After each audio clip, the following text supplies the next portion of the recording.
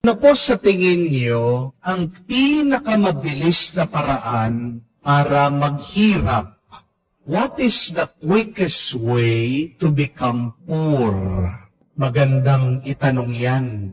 Magandang pagmunihan yan para magsilbing babala, warning sa ating lahat. Amen? Para po sa akin, ang unang-unang paraan para mapabilis ang iyong paghihirap sa buhay ay yung pagiging madamot. Selfishness. Ano po ang sabi ng ating Panginoon? Ano ang turo ni Jesus? Those who try to find their life will lose it. But those who try to lose their life for His sake will gain it. Yung mga pilit na nag-iipon, nililigtas ang sarili nila, mawawala yung hinahawakan nila. Pero pag ikaw ay nakabukas palad, binabahagi mo ang iyong buhay, pag marunong ka magsakripisyo, gagantimpalaan ka ng Diyos. Alam niyo po, pag pumunta kayo sa Israel, kung kayo ay makakapag-pilgrimage sa Holy Land, kayo po ay makakapamasyal, dadalhin kayo doon sa isang dagat, ang pangalan po, Dead Sea. Isa po ito sa mga dagat na patay na. Wala pong nagsusurvive, walang nabubuhay doon sa dagat na yon. Kaya nga po, ang pangalan ay Dead Sea, patay na dagat. Ang tanong, bakit namatay yung dagat? Ito lang po, kasi ang Dead Sea po, tumatanggap ng tubig, pero pag pasok ng tubig, wala na siyang inilalabas. Everything comes in, but no water comes out. Bakit po ganon? Kasi po, ang Dead Sea, it is one of the lowest point in the world. Kaya nga po, pag umulan, pag meron tubig, bumababa, pero mahirap po na lumabas. Napakagandang larawan po. Isang paalaala sa atin. Baka maging Dead Sea ka rin. Di po ba? Baka palaging meron pumapasok sa iyo, pero wala naman lumalabas. Pag ganyan na ang iyong buhay, sooner or later, you will be dead. Patay ka rin. Amen? Anong sinasabi ng ating Panginoon? Na napakadali lang na mabigyan ng pagpapala at bendisyon sa Diyos. You just give a cup of water. Magbigay ka lang ng isang basong tubig at ikaw ay pagpapalain niya. Alam niyo po sa mga bata, at sa mga teenager, isa sa mga gustong-gusto nila at sikat na singer ay si Taylor Swift. Kilala niyo po ba si Taylor Swift? Hindi na yata. Alam na mga matatanda, si Sharon. Bakit po sikat na sikat si Taylor Swift? Bukod po dun sa maganda yung kanta niya, maganda po siya, meron pong ginagawa si Taylor Swift, kaya lalo siyang sumisikap. Baka hindi niyo po alam ito. Ang tawag nga po nila is the Taylor Swift effect. Si Taylor Swift po, madali lang kontakin. I-message nyo lang po sa Instagram o kaya sa Facebook o i-email nyo po. Ang dami po nagyayaya sa kanya. Pag birthday nila, pag may kasal sila, pag may okasyon po sila. At alam niyo po, nakakapagtaka kay Taylor Swift. Kung libre din po siya, kung wala sa schedule, bigla-bigla po siyang pupunta doon sa nag-invite sa kanya, isusurprise po niya. Magpa-perform po siya, magkakanta siya, wala pong bayad. That is totally free. Yung pong ginagawa niya, talagang nabibilib po at namamangha yung mga tao. Kaya nga po, by word of mouth, lalo po siyang sumisikat. Ano po ang naaalala ng mga tao sa kanya? Mabait siya. Hindi po siya suplada. At pag alam ng mga tao mabait ka, Diba? Palagi kang pag-uusapan, palagi kang iniimbitahan, at palagi kang pinapanood yung kanyang mga video, yung kanyang mga concert.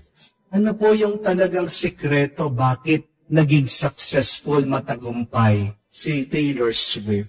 Yung pong kanyang kagandahang loob. Her kindness. My dear friends, remember this, that your kindness here on earth has a fruit in eternal life. May bunga yung iyong kagandahang loob na ginagawa dito sa mundo. Mamumunga yan, lilitaw yan, pakikinabangan mo sa susunod na buhay. And I hope and pray, my dear friends, that despite of our needs, despite of our poverty, do not stop giving. Do not stop being kind. Huwag sana maging hadlang yung iyong kahirapan, yung iyong pangangailangan para tumulong ka. Dahil napakaganda po ang sabi din ni St. John Paul II, that nobody is so poor that they cannot give, and nobody is so rich that they cannot receive. Huwag mong gagawing dahilan ang iyong kahirapan para hindi magbigay. Dahil pag wala kang binibigay, wala ka din tatanggapin. Amen? Tandaan niyo po yan. Unang-una, kung gusto mong bumilis ang iyong paghihirap, maging madamot ka. Pero pangalawa, bibilis ang iyong paghihirap kung palagi kang nagrereklamo. Another quick way for you to be poor, to suffer, is when you complain always. Sabihan niyo po, yung mga anak niyo, ginuutusan niyo, magwalis ka, maghugas ka ng pinggan, magdadabog pa yan. Magsasabi-sabi, kala mo naman ang bigat ng walis. Di po ba? But I tell you, my dear friends, that when you complain, you attract negativities in your life. At ano po ang kabaliktaran ng pagrereklamo sa salamat? When you thank the Lord, you attract blessings in your life. Amen? Kaya nga po, palagi turo ni San Pablo, do everything without complaining. At napakaganda pa nga po nung sinulat ni San Pedro Sabi niya, be hospitable without grumbling. Kung magiging mabait ka na rin, sabi po ni San Pedro, sana huwag ka magsabi-sabi. Kung tutulong ka, tutulong ka na lang. Huwag na yung nagre-reklamo ka, may sinasabi ka pang masama. Tandaan niyo po ito, my dear friends, that our words becomes our reality. Amen? Yung nararanasan mo, nag-uumpisa sa salita mo. Kaya nga pag ang salita mo masama, anong mararanasan mo? Masama. Di po ba? Pero pag nagsasalita ka ng mabuti, mabuti din ang mararanasan mo. Ganyan kahalaga ang pagdarasal. Kahit na you do not feel like it, wala kang gana, pray. Because the words that you utter in prayer blesses you. You attract blessings when you utter words of blessing, when you pray. Pero tandaan niyo po, dumarami ang bigat ng buhay, ang problema mo, pag nagre-reklamo ka. Amen? Kung babasahin niyo po sa Biblia, napakaganda. Nung niligtas ng Diyos ang mga Hebreyo sa pagkaalipin nila sa Ehipto, they crossed the Red Sea. Do you remember that God parted the Red Sea? It is a miracle. Mula po doon, napakalapit na lang po ng kanilang lalakbayin para makarating sila sa promised land. Pero bakit nawala pa sila? Sila po ay nagpaikot-ikot sa disyerto for 40 years. Pinarusahan kasi sila ng Diyos. At ano ang dahilan? Bakit meron silang parusa? Bakit nagkaroon sila ng problema, ng mga pagsubok? Ito ay dahil mareklamo sila.